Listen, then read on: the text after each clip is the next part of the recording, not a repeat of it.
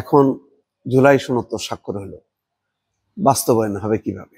এটা হলো বড় প্রশ্ন। আর এই প্রশ্নে সাংঘাতিক রকম ভাবে বেঁকে বসে আছে এনসিপি আর বাম চারটি রাজনৈতিক দল। তারা অন্য ভিন্ন প্রসঙ্গ, হয়তো তাদের বিষয়টা সুরা হবে যে স্বাধীনতার ঘোষণাপত্র এখানে থাকবে না, কিন্তু সেটা যুক্ত করা হয়েছে। গণফোরাম স্বাক্ষর করেছে, এখন বাকি সিপিবি, দুই বাসদ এবং আরেকটি রাজনৈতিক দল বাংলাদেশ জাসদ, তারা হয়তো সই করবে।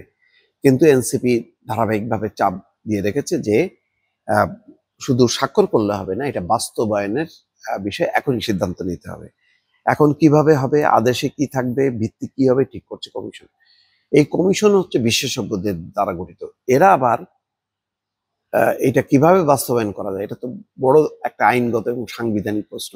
রোববার অবসরপ্রাপ্ত বিচারপতি, বিশ্ববিদ্যালয়ের অধ্যাপক এবং আইনজীবীদের সমন্বয়ে গঠিত বিশেষজ্ঞ কমিটির বৈঠক করছে।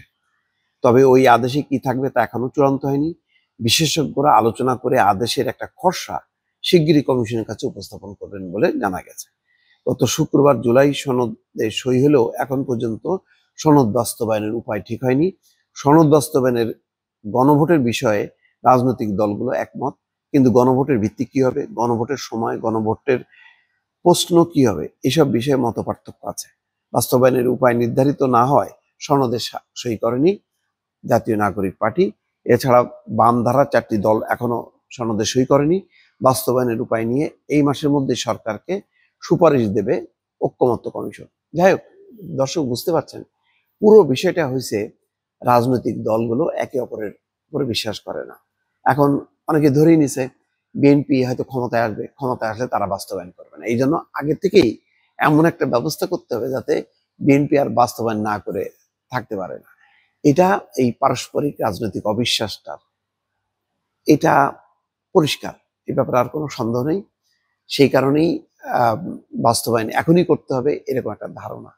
কিন্তু আমার ধারণা যে এখন যে সমস্ত 84টা বিষয়ে যে ঐক্যমত্য হয়েছে, এই 84টা থাকবে না শেষ পর্যন্ত।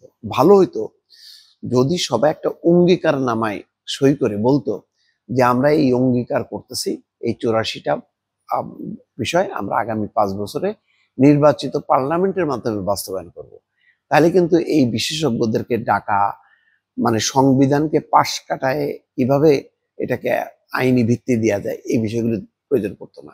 এখন যা কিছুই করা হবে, এখন সবাই মিলে মানে জোর করে ওই এনসিপির মন রক্ষা, এর মন রক্ষা, ওর মন রক্ষা, এইসব করতে যেটা হবে, শেষ পর্যন্ত নির্বাচিত পার্লামেন্টে কিন্তু এটা তুমুল ভাবে এই প্রশ্নগুলো উত্থাপিত হবে এবং মানে বাস্তবায়ন ঝুলে যাবে।